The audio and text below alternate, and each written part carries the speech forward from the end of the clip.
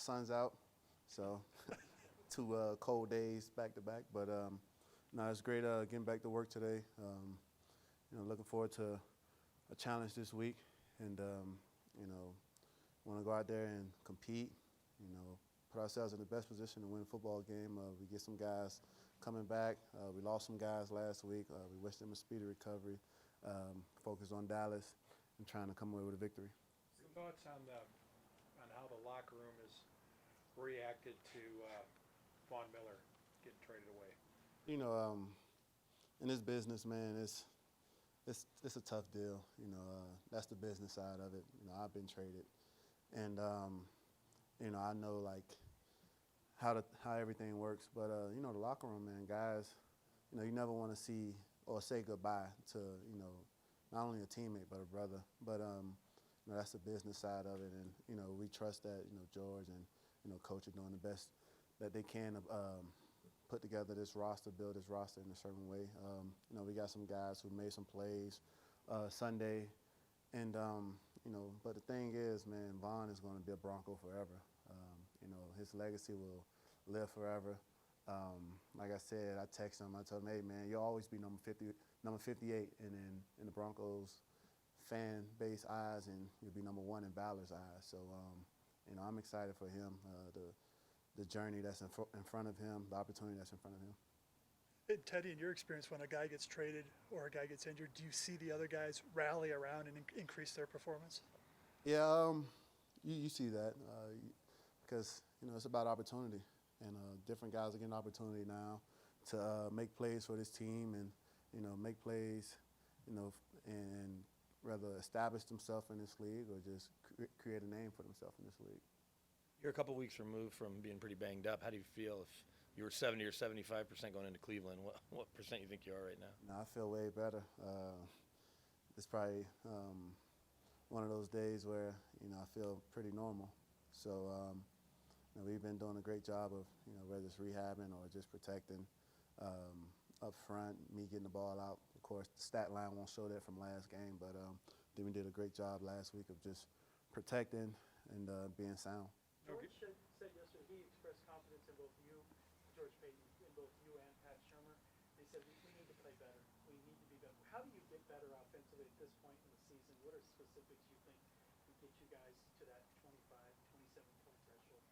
Well, I mean, we just got to be more consistent, have more explosive plays. If you look at us Sunday, we had those drives that we had, those explosive plays, they led to points, and that's just how this league works, man. If you can get an explosive play each drive, you can put yourself in position to get some points. So we can be better in that aspect. Then we're doing a good job of getting the ball to our guys, allowing them to make plays, but now it's time to just, put it all together.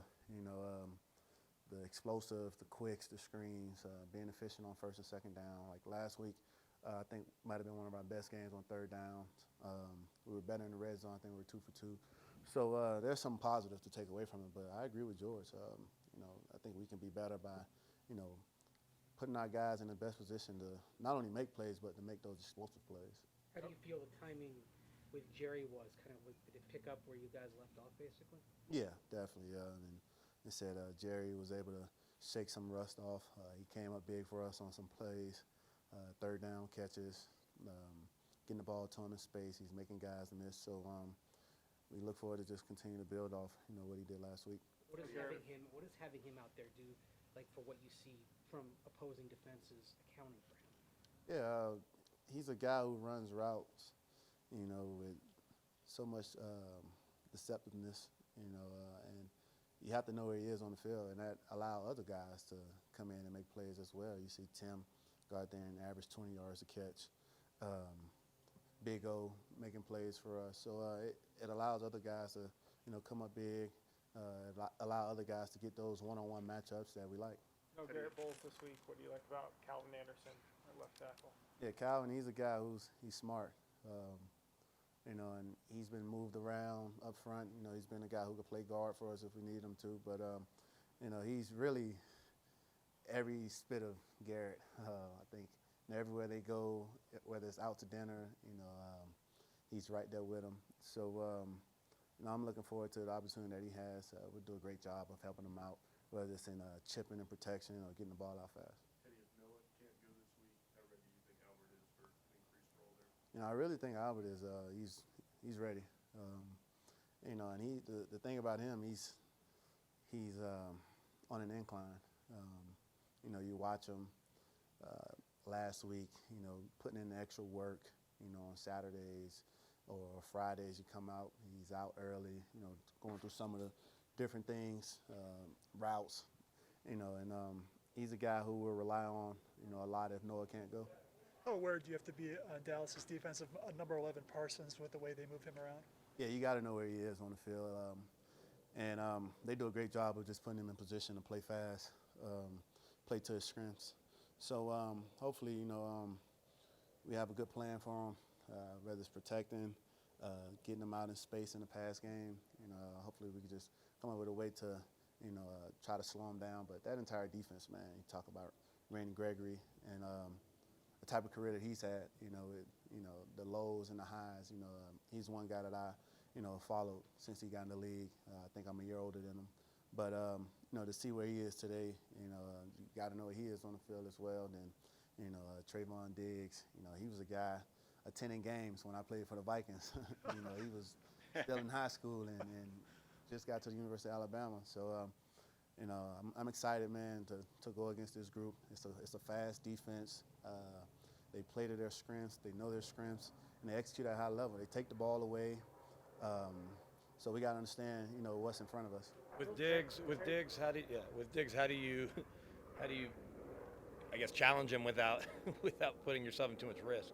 Yeah, I probably got to go back and talk to our trainer. We trained together this offseason, Troy, down in South Florida. And hey, what's Trayvon's little weaknesses? What he struggle with, But no, man, he's an outstanding player.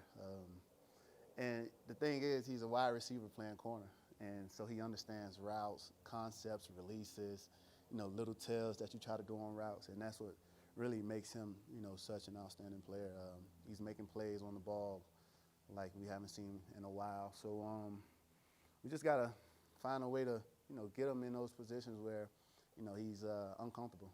And, it's not many times in the game where he's uncomfortable. So. A couple of months ago, Tom Brady was talking about linebackers like Dallas as having like non-traditional numbers and how it was sometimes an issue in terms of pre-snap ID. Parsons has got 11. For you, has there been any adjustment? Are there any issues with that? Early in the season, it was definitely one of those deals just because, you had to really get to know personnel. But, as the season go on, you watch games and you see what guys are. I think you get a feel for teams. Okay, number 11, he can play linebacker, he can play defensive end. So you begin to identify, guys, based on the tape.